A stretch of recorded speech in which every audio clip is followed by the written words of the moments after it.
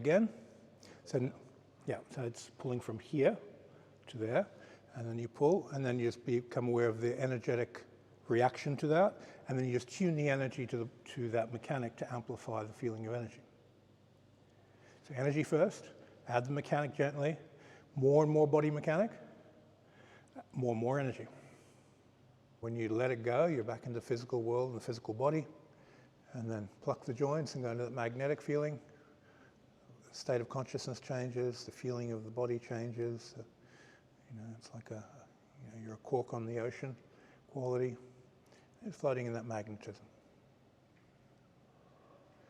The speed at which you can switch it on and off, you can begin utilizing the laws of rhythm. Switch off. Now when I switch it on, there's a rise of, oh, I'm going to the magnetic state. Now that rhythm, if I switch it on a bit harder, and now I stabilize the feeling that rose, I go, oh, I'm up there.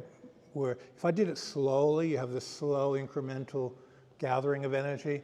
But if I just switch it on suddenly and then pay attention to what energetically arose and then stabilize that, I've used the law of rhythm to raise the volume of energy up.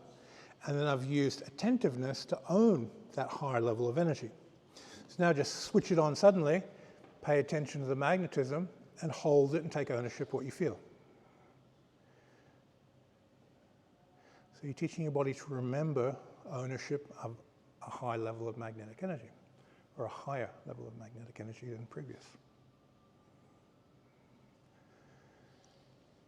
If you really blast the joints open intensely, take more time to take ownership.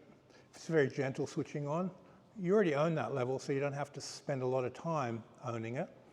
It's only when you blast the energy system and you go up to there, spend a minute or so going, yeah, I remember that now, I can own that, I can go back there anytime. It's a part of my unconscious memory of magnetic energy.